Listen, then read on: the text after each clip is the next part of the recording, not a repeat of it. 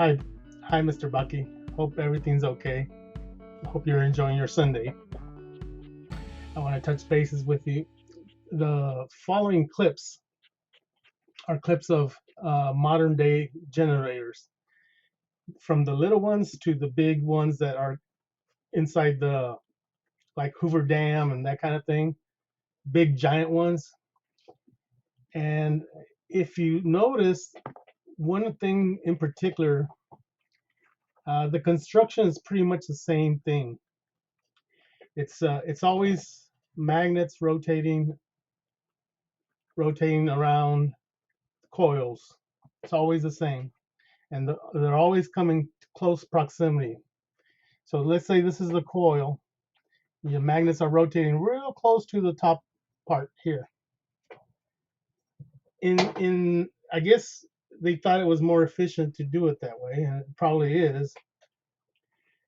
But they all have a particular problem with doing it that way. All of them. And I'm going to try to explain to you what the problem is and try to do it real simply so you can understand how they're all built the same way. The construction is wrong from the get-go. So let me see if I can do that, explain it to you in very briefly so that you know why my way is going to be very different. Okay? All right, here it comes. Thank you. So, okay, in the schematic up there, you'll see something like this. You got your core with its core, metallic core, and you got your magnet. In this case, it's a north magnet, uh, pictured in red. So you have your north magnet approaching this way, like this. But what happens is this: as the north approaches and gets close to this is being induced. And according to Lenz law, it's going to oppose the north magnet that's coming towards it. So this becomes north at the same time that the north is trying to approach it. Okay, so it's trying to approach it, but this becomes north also. So it's bucking the movement. Lens will not occur unless the current is going through. There must be something that connects the wires, a load. So in other words, you're plugging something into it. If I were to cut the wire, you wouldn't get the lens effect. There would be nothing happening. So even though this passes like this, you will not get any resistance. It has to be a complete path for there to be current flow. Okay, what's interesting is, let's say the north is approaching and you get a north bucking the magnet movement. But what happens is, once it crosses over past this way, the north is trying to leave. Again, you're trying to spin the magnets this way. When the magnet tries to leave, the current does a 180 turn. It flips. So now, instead of being a north that like it used to be, it becomes a south. So you got a north trying to leave a south. Remember, the opposites attract. So now it's getting pulled back. So the lens effect, when you're doing it the old-fashioned way, you get two whammies, two braking effects. One coming in, the pushing effect, and one leaving 2 times. So that's the classical way. That's the way we've been doing it for 180 years.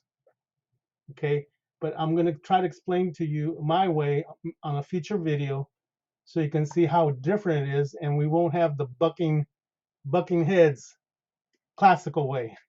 All right, have a good night. But you'll remember that when I tell you the bucking heads, because you'll remember this. Boom, boom.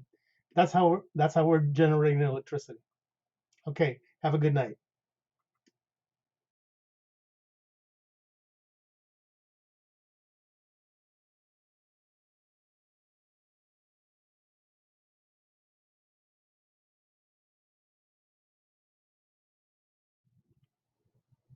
Hey, gentlemen. Uh, this is Alex again, and I wanted to give you a little message. You know, it takes a lot of hard work for me to take the time and find the results on in the internet and find the results, uh, encyclopedias, and it takes a lot of time from very little time that I have. And I would appreciate it.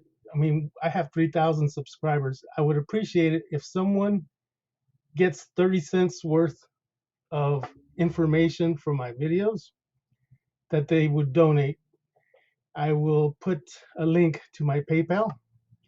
30 cents means a lot to me. Let's say 1,000 of you sent 30 cents to me. That's $300. That's enough for me to buy some powerful magnets, a lot of copper, a lot of wire, magnet wire, and it would mean a lot to me if you guys did that. 30 cents. Ideally, if some of you are more generous, ideally $1 would be perfect. But anyway, the little information that I give out to you, I would appreciate if you kind of help me out so that I can do more videos like this. And I think I can walk you through making a generator that you're going to love. You would have in your possession a generator that requires very little effort to generate a big amount of electricity. That's what you would have on hand. So is it worth anything to you? I don't know. Hopefully it is, because that could take you to bigger and better things. Okay. If you know how to make a small generator, you'll know how to make a large generator also. Okay. So hopefully you'll do that for me. Send me a like and also a little 30 cents worth of love. Okay. Thank you so much. Have a great day.